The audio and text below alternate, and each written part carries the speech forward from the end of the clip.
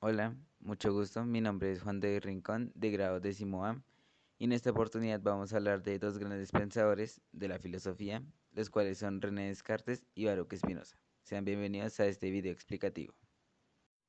Empecemos hablando de René Descartes, que para llegar a sus famosos textos como el discurso del método y las meditaciones metafísicas, tuvo varios pensamientos previos. Uno de ellos es la realidad y el sueño, que se debe conocer antes de entrar en detalle, que Descartes decía que los sentidos nos engañan, por lo tanto queda muy difícil diferenciar los sueños de la realidad, y el puente que une a estas dos es la imaginación. Además, habla de la voluntad, que es querer ir más allá de los límites de la razón, y la razón duda, por lo tanto es imperfecta. Y al momento de ir mucho más allá de los límites de la razón, surge el error. Además, hablamos de el genio maligno, que es ese manipulador de pensamientos que genera una idea imaginaria de Dios como maligno. Pero Descartes niega que Dios sea maligno y dice que Dios es como origen de todas las cosas. Ahora bien, mencionaba antes, Descartes se puso a pensar bastante. Entonces, en ciertas meditaciones en sus textos, tiene seis. La primera se basa en la necesidad de cuestionar absolutamente todo. La segunda se basa en la naturaleza de la mente humana, que es más cognoscible que el cuerpo. La tercera se basa en los errores y falsedades para llegar a la verdad. La cuarta, y ahí se encierran dos meditaciones que se basan en la existencia de Dios, ya sea por medio del estudio o por medio de las demostraciones geométricas. Y la quinta se basa en el argumento entre la imaginación y la realidad.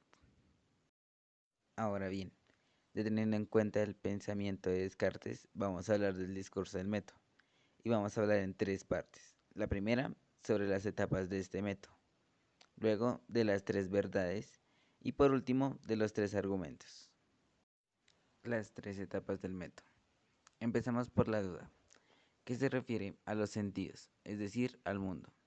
Y se refiere a una duda hiperbólica, que es dudar de absolutamente todo y se enfoca en parte por razones de la matemática.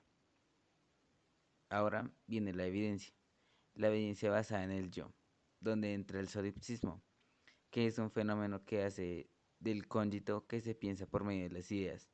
Se refiere como una actitud de la duda hiperbólica y de mantener mis ideas e ignorar lo externo, suponiendo que solo mi razonamiento es lo real. Y por último, las ideas que pueden ser ficticias, que se refiere a la imaginación, y a las ideas innatas que dan a entender a la verdad.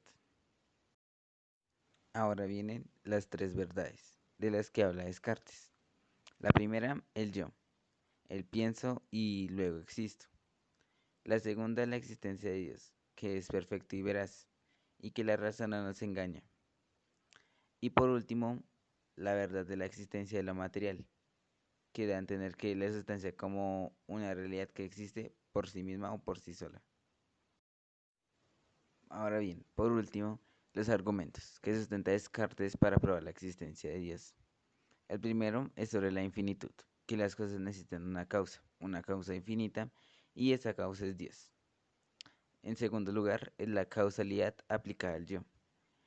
El yo es infinito e imperfecto y nos hace dudar, y la idea de dudar proviene de una idea innata, y esa idea la puso Dios. Y el tercer argumento se basa en un argumento ontológico, se basa en tanto que ser perfecto se hace necesaria la existencia de Dios. Ahora bien, después de toda esta información sobre René Descartes, le toca el turno al pensamiento de Baruch Spinoza. Y este pensamiento base se puede dividir en cuatro partes: la felicidad, Dios, la libertad y la ética. La ética por medio del gran texto que escribió Baruch Spinoza. Bien, ahora empezamos con la primera parte, la felicidad, donde Spinoza considera que la felicidad es el bien más estable y el más raro al mismo tiempo, y el más difícil, pero el más excelso. Ahora bien, sigue el segundo punto, que es Dios. Del conocimiento de la naturaleza se genera un afecto particular. Spinoza lo llama el amor hacia Dios, porque para él Dios y la naturaleza son la misma cosa. La sustancia es Dios, es decir, la naturaleza. Eso significa, en las palabras de Spinoza, Deus sive natura. La naturaleza, Dios, la sustancia, el ser, el todo, la realidad, pueden ser considerados equivalentes en la filosofía de Spinoza. Saber cómo procede Dios o la naturaleza es el conocimiento más útil de todos para el hombre, pues es el que se relaciona más estrechamente con la posibilidad de su libertad. Ahora bien, como siguiente va la libertad.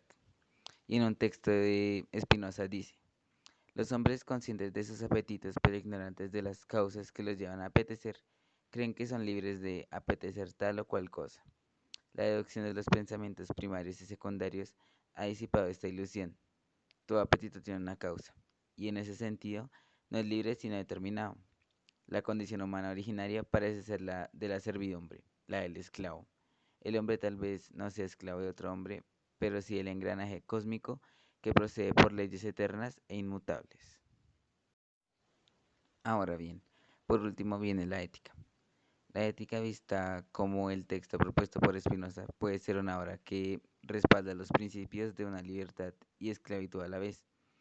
Se anúan en un solo objetivo, la liberación del hombre, que coincide con la conquista de su felicidad, y podríamos decir que el libro termina por donde empieza, porque la suma felicidad, la máxima libertad, coincide con el conocimiento del todo, de la naturaleza. Y bueno, hasta aquí el video explicativo sobre el pensamiento filosófico de René Descartes y Baruch Spinoza. Ya tú decides con qué pensamiento te sientes más identificado y con quién apoyas más el modelo de ver tanto la libertad como a Dios y también cómo sus textos respaldan sus pensamientos.